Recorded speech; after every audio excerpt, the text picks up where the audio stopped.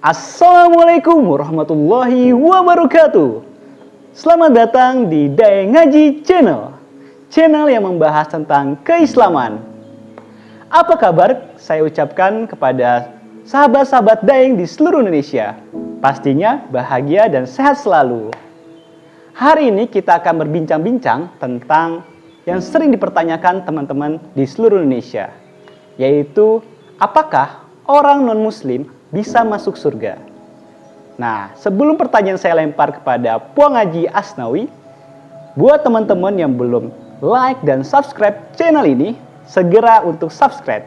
Karena akan banyak video-video yang akan lebih seru lagi yang kita bahas.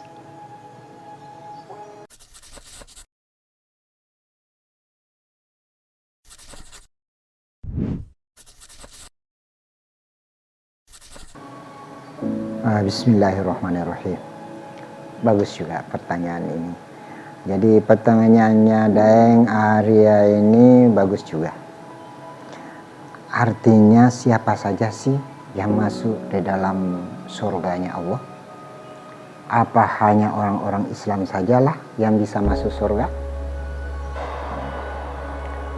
Tentu kita akan menjawab lugas dalam bahasa hanya yang beragama Islam sajalah yang masuk di dalam surga. Karena inna dina indallahil Islam. Sesungguhnya agama yang diterima Allah, agama di sisi Allah itu hanyalah Islam. Lalu mungkin muncul pertanyaan, lalu bagaimana agama-agama yang lain? Bagaimana agama yang sebelum datang Nabi kita Muhammad SAW? Bagaimana nasib umatnya? Nah, disinilah perlu kita jawab. Bahwasanya apapun agama, di kurun manapun adanya, dibawa oleh Rasul siapapun namanya, selama itu diturunkan oleh Allah Subhanahu wa Ta'ala, itu berarti Islam. Dia adalah agama fitrah, dia adalah agama tauhid. Selama umat itu di suatu kurun itu melaksanakan ajaran agama yang dibebankan kepadanya, maka dia sesungguhnya orang Islam.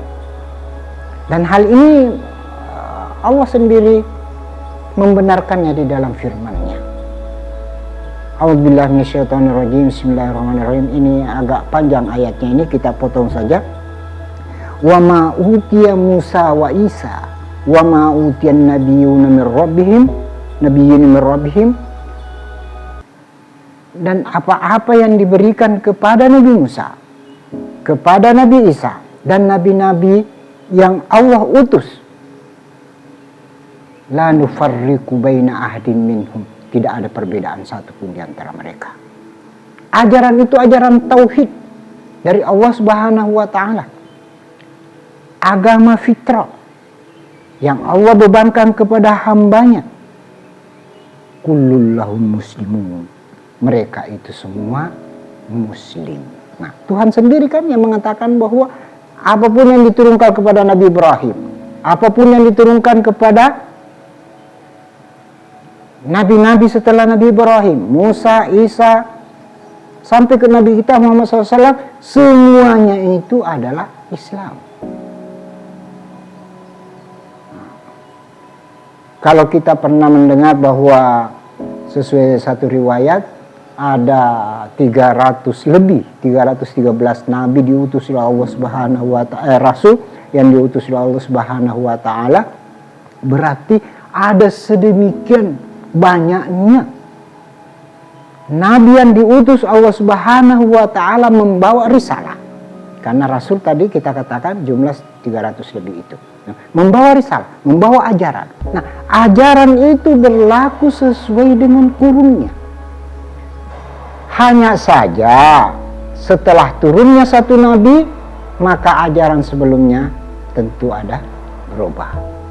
Ada penyempurnaan sampai turun kepada Rasulullah SAW, Nabi kita Muhammad, berarti agama samawi itu sudah sempurna. Kalau agama-agama sebelumnya mungkin masih terkait dengan suku bangsa, satu adat saja, atau satu kurun waktu saja.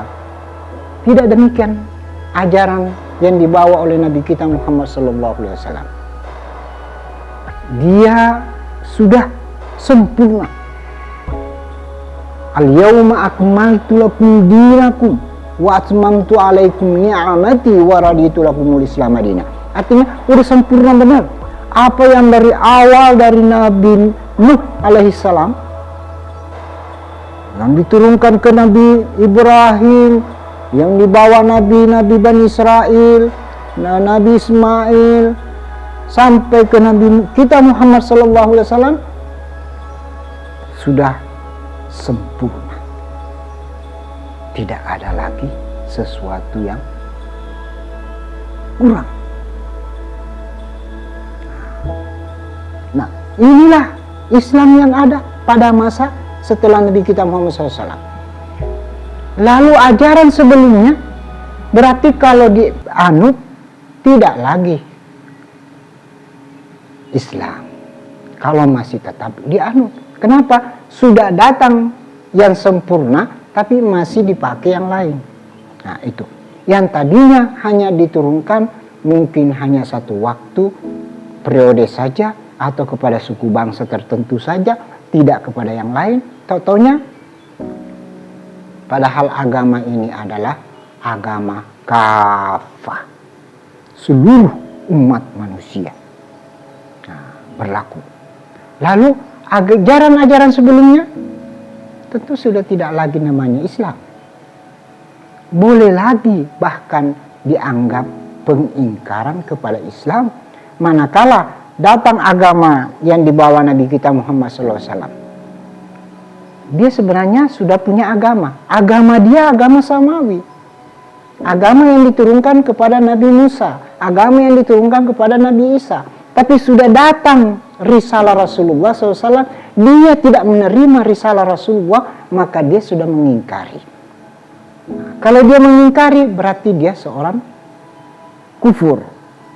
Nah, orang kafir tidak lagi disebut sebagai Islam. Walaupun awalnya tadi Allah sendiri mengatakannya, kullun lahum muslimun, mereka semua itu yang dari Nabi Ibrahim sampai kepada Nabi kita Muhammad SAW tidak ada perbedaan satupun, semuanya agama tauhid, dan itu berarti muslim. Lalu tadi kita kembalikan, kalau memang hanya agama yang dibawa Nabi kita Muhammad SAW saja yang bisa masuk Islam setelah datangnya Nabi kita Muhammad SAW, ada satu agama yang dipertahankan sebaik-baiknya oleh penganutnya sesuai dengan ajaran agamanya, ajaran syariat yang ada pada masanya. Bagaimana hukumnya? Padahal dia sudah bukan Islam lagi. Kita tadi sudah mengatakan bahwa setelah Nabi kita Muhammad SAW datang, tapi dia tidak menerima risalah Nabi kita Muhammad SAW, berarti dia mengingkari. Pengingkaran kepada Rasulullah berarti sudah tidak lagi Islam. Kenapa? Islam pada waktu itu antasyhada alla ilaha illallah. Dikatakan Islam kalau dia percaya, bersaksi bahwa tiada Tuhan kecuali Allah, wa anna Muhammadan Rasulullah, bahwasanya Nabi Muhammad adalah Rasul Allah. Nah, begitu dia penggal hanya syahadat to', tidak ada syahadat lainnya, maka sudah bukan Islam lagi. Kalau sudah bukan lagi Islam, tentu sesuai dengan pernyataan kita awal bahwa dia tidak lagi masuk surga. Ada beda. Katakan Nabi kita Muhammad SAW sudah datang, sudah turun di Saudi pada waktu itu, di Mekah, Madinah. tapi risalahnya sendiri belum sampai ke tempat itu, maka dia masih dianggap berlaku agamanya sebelumnya. Bahkan sebenarnya manakala ada satu suku, satu bangsa sama sekali nggak pernah disentuh oleh dakwah risalah dari agama samawi, ini pun kita tidak menghukumnya sebagai orang yang masuk neraka.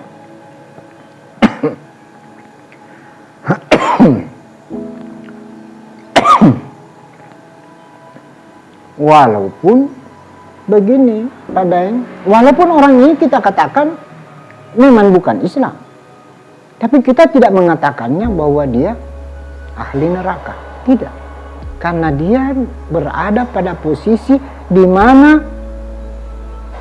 panggilan risalah belum sampai kepadanya. Jadi belum datang kepadanya dakwah agama kepadanya. Bahkan ada sebuah cerita, ini mungkin satu cerita lebih bisa kita katakan sebagai satu analogi, bagaimana beliau menggambarkan bahwa dengan akal yang jernih seseorang bisa menemukan kebenaran di saat panggilan agama tidak ada, ajaran agama terputus karena tidak ada rasul. Dengan orang yang memiliki kejeniusan, otak yang murni, bersih, bisa menemukan Tuhannya. Ini ditulis oleh Ibnu Tufaili di dalam kitabnya Kisah Mencari Tuhan. Di sana ada diceritakan bahwa ada seorang ibu hamil yang kebetulan naik kapal, kapalnya di tengah lautan pecah, lalu penumpangnya pada hanyutlah. Nah, salah satu ini ada wanita hamil tadi ini terdampar ke pulau kosong. Tapi kudrat Allah menentukan yang lain, sampai di pulau itu dia melahirkan dan meninggal dunia. Di dalam cerita itu dikatakan bahwa kebetulan ada anak, ada induk kijang yang kebetulan habis melahirkan, mati anaknya. Nah, lewat ke tempat anak ini tadi, dia disusui oleh ibu kijang ini tadi, dirawat oleh kijang ini tadi, sampai anak ini menjadi anak yang dewasa, anak yang besar, dipiara oleh kijang ini. Makanya diberi nama di dalam buku itu Ibnu Ghazalah, artinya anak seekor kijang betina. Tapi anak ini murni, memiliki pemikiran yang murni, bersih. Pada suatu waktu ibunya meninggal, ibu kijangnya meninggal. Dia belum tahu bahwa ini mati namanya. Dibangunkan ibunya, tidak juga bangun-bangun. Nah, mungkin dia pergi lagi, setelah itu dibangunkan lagi, tidak juga bangun-bangun. Kenapa tidak bangun-bangun? Nah, terjadi mulai perubahan. Yang tadinya masih segar, terjadi kekakuan. Tadinya kaku, hanya kaku, sekarang menjadi pembengkakan. Menjadi bengkak, akhirnya keluar bau dan lain sebagainya. Mulai berpikir, kenapa bisa terjadi seperti ibu-ibu saya? Berarti ada di dalam badan ini sesuatu yang keluar. Nah, dari sini mulai berpikir. Dan ternyata dilihat dia matinya hewan-hewan yang ada bersama dia di dalam pulau itu, berarti ada sesuatu di dalam jasad, di dalam tubuh ini. Manakala itu pergi, maka ini hancur. Nah, muncul. Karena banyaknya dia mulai merenung sambil melihat air pasang, air surut, bagaimana melihat bunga dan buah, ada musim, ada masa kembangnya, ada masa berbuahnya dan lain sebagainya. Dia makin terbuka pikirannya bahwa Tidak mungkin sesuatu ini tidak ada yang atur. Pasti ada yang atur dari sana. Muncul satu akidah yang ditemukan oleh akalnya dia. Nah, bagaimana dihukumi orang seperti ini yang tidak sampai kepadanya panggilan risalah? Dihukumi sebagai mati di dalam fitrah. Mata ala fitrah. Fitrahnya sebagai manusia di saat itu hanya memiliki dua hidayah. Hidayah insting dan hidayah akal. Manakala akalnya dipergunakan maksimal, insya Allah dia termasuk orang yang mendapatkan hidayah dan selamat. Nah, kembali kita pokok masalah. Lalu bagaimana kalau kita sekarang ini sama-sama hidup di dalam satu tempat, dakwah berjalan bersama di tempat itu, Islam iya, agama ini iya, tapi belum dibuka hatinya kepada Islam, tetap dia bertahan kepada agamanya. Kebenaran yang menyampaikan kebenaran kepadanya belum juga mampu menembus lubuk hatinya. Bagaimana hukumnya? Ya, hukumnya tetap kembali kepada permasalahan pertama kita, bahwa sejak turunnya Nabi kita Muhammad SAW, seluruh ajaran sebelumnya batal. Makanya di saat ajaran Nabi kita Muhammad SAW turun, perintah, salah satu perintah Allah Subhanahu wa Ta'ala yang ada dalam Al-Quran, wa qul ta'alau ila kalimatin sawa. Wa qul ya ahlal kitab ta'alau ila kalimatin sawa. Muhammad katakan kepada mereka itu yang beragama samawi itu, dari ahli-ahli kitab itu, ta'alau ila kalimatin sawa. Marilah kembali kita kepada ajaran yang sama. Dalam agamamu dengan agamaku ada ajaran satu. Apa ajaran itu? Kita sembah Tuhan kita yang satu dan tidak musyrik kepadanya. Di agama sana ada, di agama kita, di agama Islam juga sama. Nah, kalau juga tidak mau menerima seperti itu, maka dia bukan posisi Islam. Bisa masuk surga tidak? Ada mungkin enggak? Kalau dari bahasa keyakinan yang kita pahami, ajaran akidah kita, dia tidak bisa masuk surga. Tapi kalau kita kembalikan kepada kehendak Allah, boleh-boleh saja. Boleh saja kalau Allah menghendaki.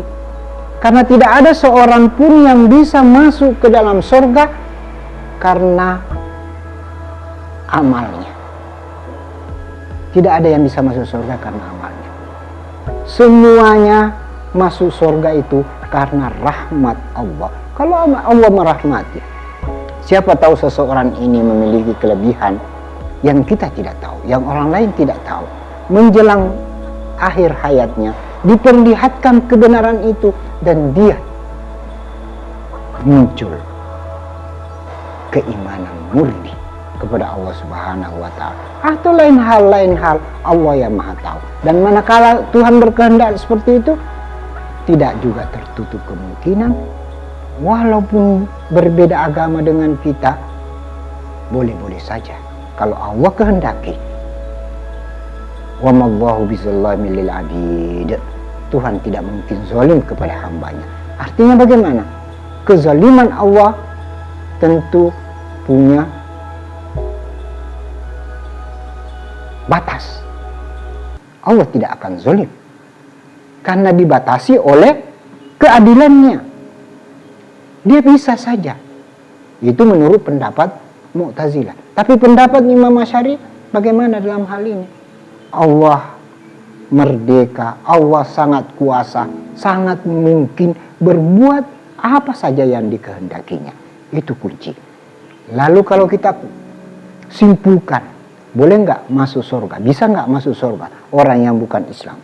Kalau Allah kehendaki, tidak ada yang tidak bisa. Mungkin itu, Deng, yang bisa kita jawabkan kepada pertanyaan tadi. Barangkali masih banyak yang kita perlu persoalkan. Silahkan kita diskusikan nanti, insya Allah di lain waktu. Hadanallahu wa iyyakum lima yuhibbuhu wa yarda. Wallahul muwaffiq ila aqwamit thoriq. Wassalamualaikum warahmatullahi taala wabarakatuh.